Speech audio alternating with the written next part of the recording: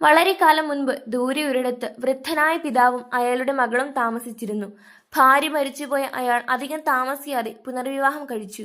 അയാളുടെ രണ്ടാം ഭാര്യ ഒരു മകളുള്ള വിധവയായിരുന്നു. ആ സ്ത്രീക്ക് തന്റെ മകളോട് മാത്രമായിരുന്നു സ്നേഹം. അവൾ തന്റെ ഭർത്താവിന്റെ മകളെ അങ്ങേയറ്റം വെറുത്തിരുന്നു.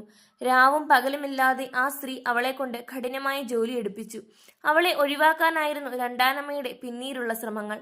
ആ സ്ത്രീ ഒരു ദിവസം ഭർത്താവിനോട് പറഞ്ഞു, ഇവളെ ദൂരെ എവിടെയെങ്കിലും കൊണ്ടു കളയണം. ബന്ധുക്കളുടെ വീടുകളിലൊന്നും വിടാനല്ല, വനത്തിന്റെ ഉള്ളിൽ കൊണ്ടുവരണം. കടുത്ത തണുപ്പിൽ അവളുടെ കഥ തീരട്ടെ. ഇനി എനിക്ക് അവളുടെ മുഖം കാണുകയേ വേണ്ട. വിഷമത്തോടെയാണെങ്കിലും അയാൾക്ക് ഭാര്യയുടെ വാക്കുകൾ അനുസരിക്കാതെ നിവർത്തിയില്ലായിരുന്നു. അയാൾ മകളെ കൂട്ടിക്കൊണ്ടുപോയി. തണുത്തുറഞ്ഞ കാടിന് നടുവിൽ ഉപേക്ഷിച്ച് ഒരക്ഷരം മിണ്ടാതെ തിരിച്ചു പോന്നു. പാവം പെൺകുട്ടി കമ്പിളിയുടുപ്പോ ചൂട് കിട്ടാനുള്ള മറ്റേതെങ്കിലും മാർഗമോ ഇല്ലാതെ തനിയെ തണുത്തു വിറച്ചിരുന്നു.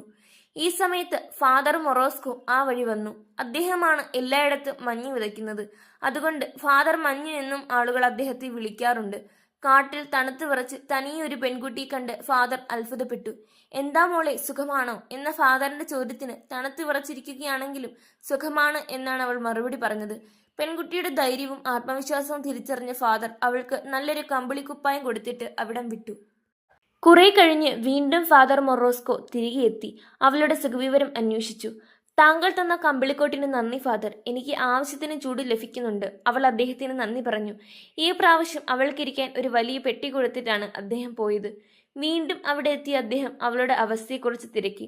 തനിക്ക് ഇരിക്കാനായി പെട്ടി നൽകിയ ഫാദറിനോട് അവൾ നന്ദി പറഞ്ഞു. പെൺകുട്ടിയുടെ സൽസ്വഭാവത്തിൽ ആഹ്ലാദം തോന്നിയ ഫാദർ ഈ പ്രാവശ്യം അവൾക്ക് ധാരാളം സ്വർണ്ണാഭരണങ്ങളും രത്നങ്ങളും നൽകി. അവൾക്ക് ഇരിക്കാൻ നൽകിയ പെട്ടി നിറയ്ക്കാൻ തക്കവണ്ണം ഉണ്ടായിരുന്നു അവ. അടുത്ത ദിവസം രാവിലെ മകൾക്ക് എന്ത് സംഭവിച്ചു കാണും എന്നറിയാൻ ഭാര്യയറിയാതെ വൃദ്ധൻ കാട്ടിലെത്തി. അവൾ രോമക്കുപ്പായം അണിഞ്ഞ് സ്വർണ്ണപ്പെട്ടിപ്പുറത്തിരിക്കുന്ന കാഴ്ച കണ്ട് അയാൾ അത്ഭുതപ്പെട്ടുപോയി. അയാൾ മകളെയും കൂട്ടി തിരികെ വീട്ടിലെത്തി. അവൾക്ക് ഫാദർ മൊറോസ്കോ നൽകിയ സമ്മാനങ്ങൾ കണ്ട് ദുഷ്ടിയായ രണ്ടാനമ്മയ്ക്ക് അസൂയ മൂത്തു. അവൾ പുതിയൊരു സൂത്രം കണ്ടെത്തി. ഭർത്താവിനോട് തന്റെ സ്വന്തം മകളെ കൊണ്ടുപോയി മറ്റേ പെൺകുട്ടിയെ വിട്ട സ്ഥലത്ത് തന്നെ വിടാൻ ആജ്ഞാപിച്ചു. തന്റെ മകൾക്കും ആഭരണങ്ങളും രത്നങ്ങളും ലഭിക്കുമല്ലോ എന്നായിരുന്നു അവളുടെ മനസ്സിലിരിപ്പ്. സങ്കടത്തോടെയാണെങ്കിലും വൃദ്ധന് ഭാര്യയുടെ വാക്കുകൾ അനുസരിക്കേണ്ടി വന്നു. ആ കുട്ടിയെ കാട്ടിലുപേക്ഷിച്ച് അയാൾ മടങ്ങി. ചൂടുവസ്ത്രങ്ങളൊന്നുമില്ലാതെ അവൾ തണുത്തു വിറച്ചിരുന്നു.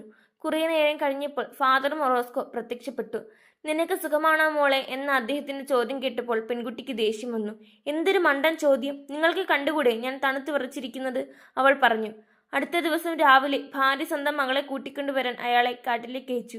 അവൾക്കും സ്വർണവും രത്നവും കിട്ടിയിട്ടുണ്ടാവും, സൂക്ഷിച്ചു കൊണ്ടുവരണം, അവൾ ഭർത്താവിനെ ആജ്ഞാപിച്ചു.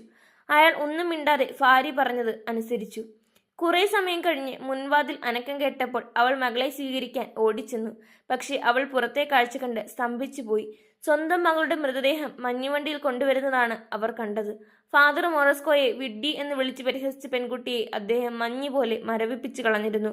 മകളുടെ മൃതശരീരം കണ്ട് അമ്മ വാവിട്ട് നിലവിളിക്കാൻ തുടങ്ങി. ക്രൂരതയും അത്യാഗ്രഹവും വരുത്തിവെച്ച ആപത്തിന് മറുമരുന്നില്ല. കുറേ നാളുകൾക്ക് ശേഷം മനോവിഷമം കൊണ്ട് ഹൃദയം നുറുങ്ങി ആ അമ്മയും മരിച്ചു. കാലങ്ങൾ കഴിഞ്ഞു. ഫാദർ മൊറോസ്കോയുടെ അനുഗ്രഹം കിട്ടിയ പെൺകുട്ടി വളർന്നു വലുതായി. അവളെ സമ്പന്നനായ ഒരു വ്യാപാരി വിവാഹം കഴിച്ചു. അവർ മക്കളോടൊപ്പം സുഖമായി കഴിഞ്ഞു പോന്നു. അവളുടെ വൃദ്ധപിതാവ് ഇടയ്ക്കിടയ്ക്ക് വീട് സന്ദർശിക്കും.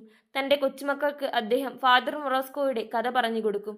മുതിർന്നവരെ, പ്രത്യേകിച്ച് ഫാദർ മൊറോസ്കോയെ പോലുള്ളവരെ ആദരിക്കേണ്ടത് എങ്ങനെയെന്ന് ആ മുത്തച്ഛൻ പേരക്കുട്ടികളെ എപ്പോഴും ഓർമ്മിപ്പിക്കും. കുട്ടികൾ അദ്ദേഹത്തിന്റെ വാക്കുകൾ അനുസരിക്കാമെന്ന് വാക്കുകൊടുത്തു. അങ്ങനെ ആ കുടുംബം ആഹ്ലാദത്തോടെ ജീവിച്ചു.